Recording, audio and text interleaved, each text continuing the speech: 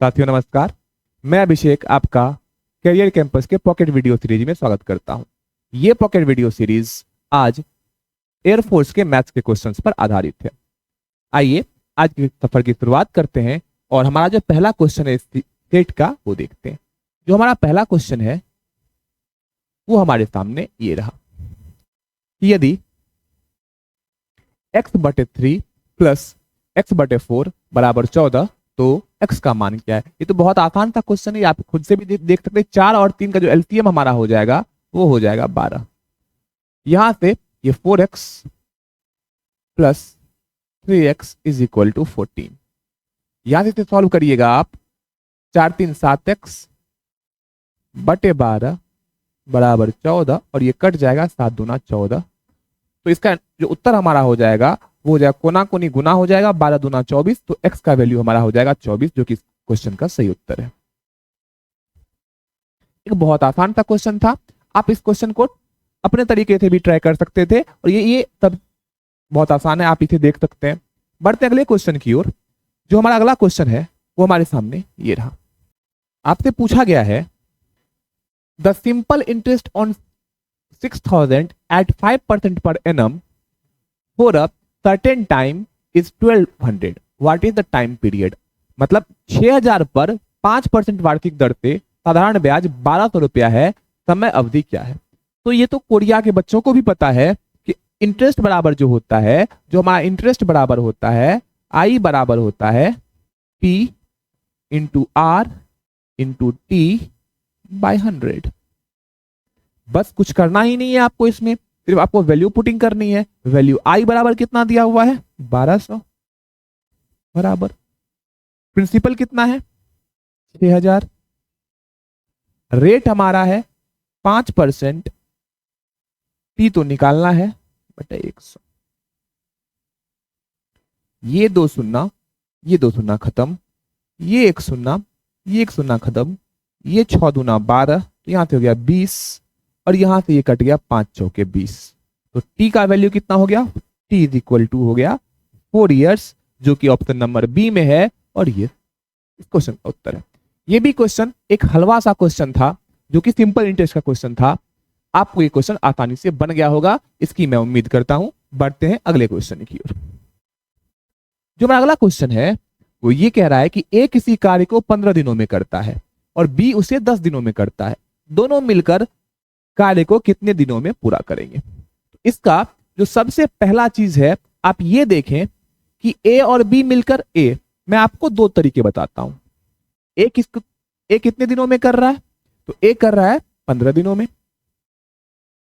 और बी कितने दिनों में कर रहा है, तो बी कितने दिनों में कर रहा है 10 दिनों में। आप इसका अगर एलसीएम ले लेते हैं, ये एलसीएम कितना हो गया हमारा 60। ये हमारा टोटल वर्क होता है, ये हमारा टोटल वर्क होता है। अब ए का 15 दिन है, टोटल वर्क 60 है। इसकी जो एफिशिएंसी हो जाएगी 60 में 15 से भाग दे दें, 15 चौके 60। इसकी एफिशिएंसी कितनी हो गई 4। इसकी एफिशिएंसी 10 छाके 60, तो इसकी एफिशिएंसी हो गई 6।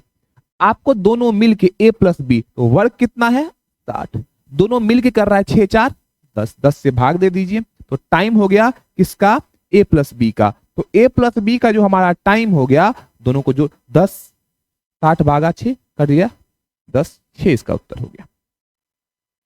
60 भागा 10 करेंगे, इस क्वेश्चन का जो उत्तर हो जाएगा हमारा वो हो जाएगा 6। ये ऑप्शन नंबर ए इस क्वेश्चन का सही उत्तर है। अब अगर आप इसे दूसरे तरीके से करें कि यदि एक और बी का डेज दिया हुआ हो, ए का भी डेज आपको दिया गया है और बी का भी आपको डेज दिया गया है, और अगर आपसे ए प्लस बी का डेज पूछा जाए, टाइम पूछा जाए, आप कुछ ना करें, आप ये करें कि ए गुना बी बटे ए प्लस बी, यही इस क्वेश्चन का सही उत्तर हो जाएगा। तो ए गुना बी 15 गुना 10 बटे 15 प्लस 10, 15 10 25, ये कट जाएगा 5 दूना 10 और 25 25 और 5 दिया 15, कितना हो गया 3 दूना 6 डेज। इस क्वेश्चन का सही उत्तर हो गया जो कि ऑप्शन नंबर ए है। तो तो आप इस क्वेश्चन को दोनों तरीके से बना सकते हैं। आपको जो तरीका आसान लगे आप उस तरीके से इस क्वेश्चन को बना लें। बढ़ते हैं अगले क्वेश्चन की ओर। जो हमारा अगला क्वेश्चन है वो ये रहा। वह न्यूनतम संख्या क्या है जो 6, 9, 15 और 18 से विभाजित करने पर प्रत्येक स्थिति में शेषफल कितना देती है? 5 देती है। प्रत्येक स्थिति में शेषफल 5 देती है। और आप इसे दो तरीके से कर सकते हैं। पहला तरीका यह है कि आप 6, 9, 15 और 18 का एलसीएम निकालें। जो फर्स्ट वे है, इस क्वेश्चन को बनाने का जो पहला तरीका है, फर्स्ट सॉल्यूशन है, वो हम ये करेंगे कि हम 6, 9, 15 और 18 का एलसीएम लेंगे। तो 6, 9, 15 और 18 का जो एलसीएम होता है आप निकाल सकते हैं। इजी है निकालना। इसका एलसीएम होता है कितना? 80। इसका मतलब ये हुआ कि 180 ऐसी संख्या है जो 6, 9, 15 और 18 सभी से पूर्णतया विभाजित हो जाती है। लेकिन आपसे क्वेश्चन में ये कहा गया है कि 5 शेषफल भी देती है। मतलब इतना से भाग देने पर 5 ज्यादा आना चाहिए, 5 शेषफल भी देना चाहिए। तो आप 5 इसमें ऐड कर लें तो 180 और 5 185। तो इस क्वेश्चन का जो सही उत्तर हो जाएगा हमारा, वो हो जाएगा ऑप्शन नंबर बी। लेकिन ये तो छोटी संख्या थी, आप इसे एलसीएम निकाल के बना सकते थे। अगर ये संख्या बड़ी हो तो हमारा अप्रोच क्या होना चाहिए, ये ज्यादा इंपॉर्टेंट है कि हमारा अप्रोच किसी क्वेश्चन को लेकर के क्या होना चाहिए। एग्जाम में जो हमारे पास टाइम कम रहता है, उस समय हमारा अप्रोच क्या होना चाहिए, हम उस पर बात करेंगे। जैसा कि मैंने आपसे वादा किया था कि एग्जाम में क्या अप्रोच होना चाहिए, आपको शॉर्टेस्ट वे में और आपके समझ में आनी चाहिए, उस पर बात करते हैं हम लोग। और आप देखिए यहां पे एक संख्या है क्या? 9। एक संख्या कितनी है? 9। 9 से भाग देने पर शेषफल कितना आता है? 5। मैंने एक कंसेप्ट समझाया है आपको, डिजिटल सम।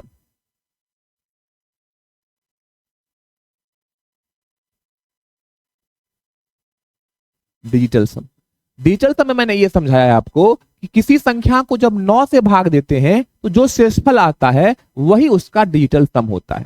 इसका मतलब ये कि इस संख्या का शेषफल कितना है? 5। तो जो इस ऑप्शन में 5 डिजिटल सम देगा वही हमारा उत्तर होगा। अब आप देखें ऑप्शन 7, 5, 12, 12, 1, 13, 13 का मतलब 3, 1, 4, इसका डिजिटल सम आ रहा है हमारे पास 4। अगर यहां पे देखें तो 8, 1, 9 खत्म, इसका डिजिटल सम आ रहा है 5। यहां पे 7, 3, 10, 10, 1, 11, 11 का मतलब 1, 1, 2, इसका डिजिटल सम आ रहा है हमारे पास 2। अगर यहां पे देखें 8, 1, 9 खत्म, यहां पे कितना आ रहा है? 3। तो 5 कौन सा डिजिटल सम दे रहा है? 5 जो डिजिटल सम दे रहा है वो है ऑप्शन नंबर बी, और यही इस क्वेश्चन का सही उत्तर है। तो इस मेथड का प्रयोग करके आप एलसीएम और एचसीएफ का बड़े से जो बड़ा क्वेश्चन होगा आप उसे सॉल्व कर सकते हैं। लेकिन सबसे बड़ी बात यह है कि आपको डिजिटल सम आना चाहिए। ये इसका बेस्ट अप्रोच था, शॉर्टेस्ट अप्रोच था। बढ़ते हैं अगले क्वेश्चन की ओर, जो हमारे आज के इस सेट का आखिरी और 5वां क्वेश्चन है। उम्मीद करता हूं कि आपको ये वीडियो सीरीज बहुत पसंद आ रही होगी, और आपको पसंद आ रही है तो आप हमें लाइक सब्सक्राइब जरूर करें और कमेंट बॉक्स में कमेंट जरूर करें कि आपको ये वीडियो सीरीज कैसा लग रहा है। बढ़ते हैं आगे अगले क्वेश्चन की ओर। ये हमारा अंतिम क्वेश्चन है। एक दुकानदार अपने सामान का मूल्य लागत मूल्य से 40% अधिक अंकित करता है और 10% की छूट देता है। उसका लाभ प्रतिशत क्या है? आप यहां पे, क्योंकि आप देखिए सक्सेसिव है, अब सक्सेसिव के लिए मैं आपको दो तरीका बताता हूं। पहला तरीका ये कि 40%। अगर 40% बढ़ाता है, 40% बढ़ा रहा है, 40% का फ्रैक्शन वैल्यू होता है 2/5। बढ़ा रहा है तो 5 से बढ़ के कितना हो गया बाबू? 7 हो गया।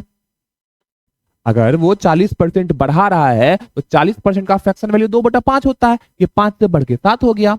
उसके बाद कह रहा है 10% की छूट भी दे रहा है। छूट का मतलब होता है कम करना। छूट का मतलब क्या होता है? कम करना। और कम करना 10% का फ्रैक्शन वैल्यू होता है 1/10। कम का मतलब यहां पे माइनस लगा दीजिए 10। पहले से कितना होगा? 10, और 10 से 1 घट गया, कितना हो गया? 9। तो तो 10 पंचे 50 ये सीपी और यहां पे ये एसपी। 10 पंचे 50 और 9 सते 63। कितने का लाभ हुआ? 50 में खरीदा था, 63 में बेच रहा है, कितने का लाभ हुआ? तो ये जो लाभ हुआ हमारा वो हो गया 13% का। 13 का कितना यूनिट से? 50 से। और परसेंटेज में चेंज करने के लिए 100 से गुना हो जाएगा और ये 50 दूना 100 कट जाएगा, 13 दूना 26%। इस क्वेश्चन का जो उत्तर हमारा हो गया वो हो गया 26%। एक तरीका हमारा ये है इस क्वेश्चन को करने का, आप इस तरीके से इस क्वेश्चन को सॉल्व कर सकते हैं। दूसरा जो तरीका ये हमारा वो है, अगर आपसे सक्सेसिव पूछा जाए, सक्सेसिव चेंज, अगर किसी चीज में लगातार वृद्धि या फिर लगातार कमी हो, कोई एक चीज हो या तो मूल्य हो या कुछ भी हो, उसमें लगातार वृद्धि की जाए या लगातार कमी की जाए, तो जो उसका फॉर्मूला होता है सक्सेसिव चेंज का,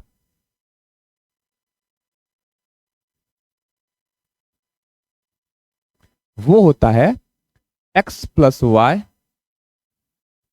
प्लस एक्स वाई बाय 100। आप इस फॉर्मूले को नोट कर लीजिए।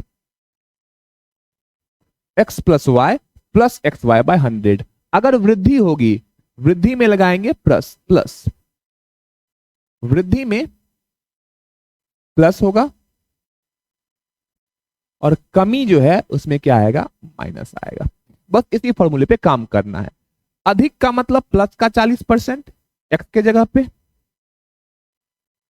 प्लस वाई की जगह पे कमी कर, छूट, छूट का मतलब कमी करना, तो माइनस का 10 प्लस 40 इंटू माइनस 10 बटे 100।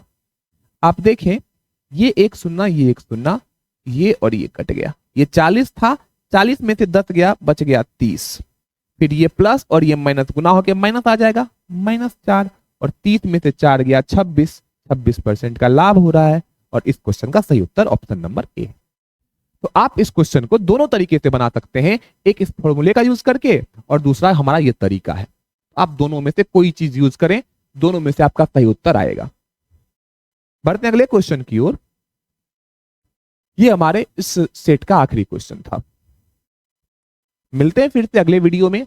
तब तक आप अपना ख्याल रखें, अपनी पढ़ाई सही से करें और कमेंट बॉक्स में कमेंट जरूर करें कि आपको तरीका कैसा लग रहा है।